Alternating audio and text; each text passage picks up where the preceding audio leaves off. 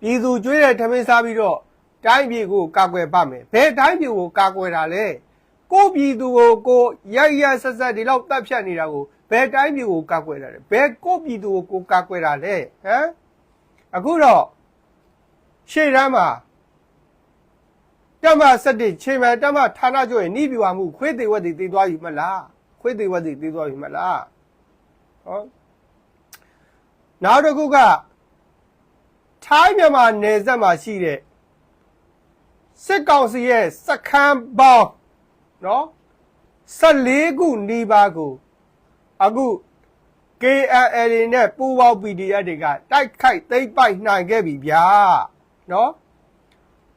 ပူလူတူစကန်ခလေဒိစကန်တခေါပီကွီစကန်မော်ဖာသူစကန်တာလေစကန်မဲလစကန်မော်ဖိုးကေစကန်ဘလက်ဒိုစကန်ကနယ်လီစကန်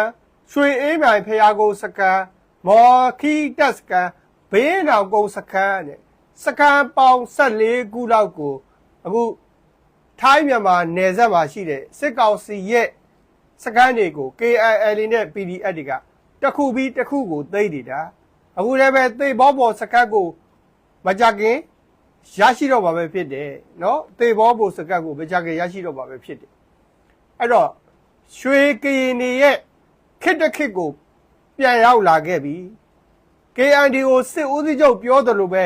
မကြခင်အစ်စိန်မှာ KNDO ရဲ့စစ်ရုံးချုပ်ကိုပြန်စိုက်နိုင်အောင်လုပ်မယ်เนาะ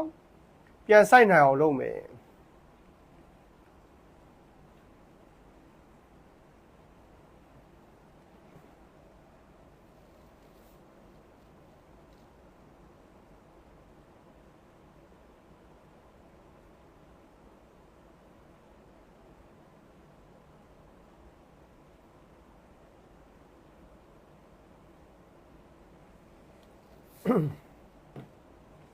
နောက်တစ်ခုက KNL နဲ့စစ်ဖြစ်တဲ့အချိန်မှာအကြမ်းဖက်စစ်ကောင်စီတပ်ဖွဲ့ဝင်တွေကထိုင်းဘက်ကိုထွက်ပြေးတယ်အခုထိုင်းစစ်တပ်ကဖမ်းဆီးပြီးတော့ BGF လက်ထဲကိုအကြမ်းဖက်စစ်သားတွေကိုပြန်အပ်လိုက်တယ်ဗျာပြန်အပ်လိုက်တယ်ထိုင်းစစ်တပ်ကအကြမ်းဖက်စစ်သားတွေကိုဘလို့ဆုံးမဩဝါဒပေးတယ်လဲဆိုရင်နော်စစ်ပွဲနိုင်အောင်တိုက်တဲ့နော်ထွက်မပြေးနဲ့တဲ့စစ်ပွဲနိုင်အောင်တိုက်တဲ့ဒါထိုင်းစစ်တပ်ကထိုင်းနိုင်ငံတွေကိုထွက်ပြေးလာတဲ့အကြမ်းဖက်စစ်သားတွေကိုဆုံးမဩဝါဒပေးတာနော်စစ်ပွဲကိုနိုင်အောင်တိုက်တဲ့ထွက်မပြေးတဲ့တဲ့နော်တကယ်လို့မနိုင်လို့ရှိရင်လည်းထိုင်းဘက်ကိုထွက်ပြေးခဲ့တဲ့နော်အသေးမခံနဲ့တဲ့အသေးမခံနဲ့တဲ့စစ်ပွဲကိုနိုင်အောင်တားရထွက်ပြေးတယ်တကယ်လို့မနိုင်လို့ရှိရင်လည်းပဲအသေးမခံတဲ့ထိုင်းဘက်ကိုထွက်ပြေးခဲ့တဲ့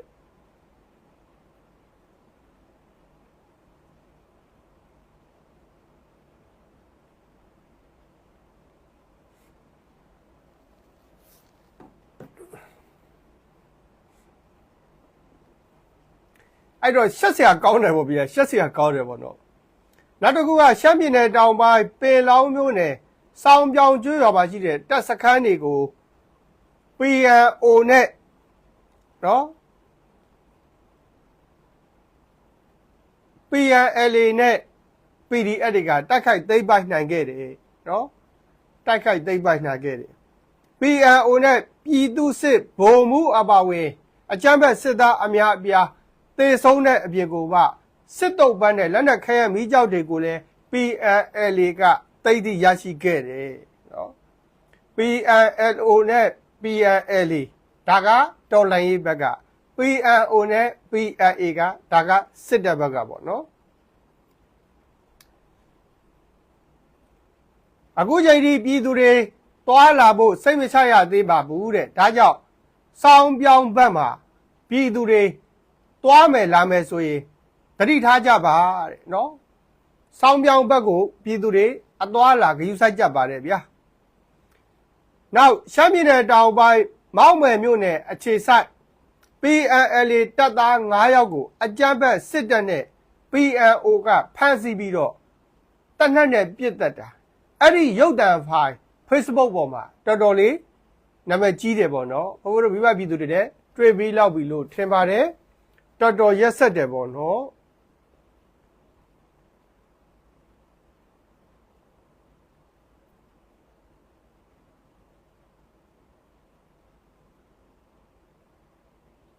တော်တော်ရက်ဆက်တယ်ပေါ့တော်တော်ယုံမာတယ်ပေါ့နော်အဲ့ဒါစစ်ရာဇဝမှုကိုကျူးလွန်တာပဲနော်စစ်သားအချစ်ချင်းဖမ်းဆီးပြီးတော့အခုလိုရိုက်ဆက်လူမဆန်စွာတနက်နဲ့ပြစ်တတ်တာအဲ့ဒါစစ်ရာဇဝမှုပဲနော်စစ်ရာဇဝမှုပဲအဲ့ဒီအတွက်တကူးတကတက်သေးကြီးကိုဖို့တို့ရှာစရာတော့မလိုဘူးသူတို့ကိုယ်တိုင်ပြစ်တတ်ပြီးတော့သူတို့ကိုယ်တိုင်ပဲ Facebook ပေါ်တင်ခဲ့တာပေါ့နော် Facebook ပေါ်တင်ခဲ့တာပေါ့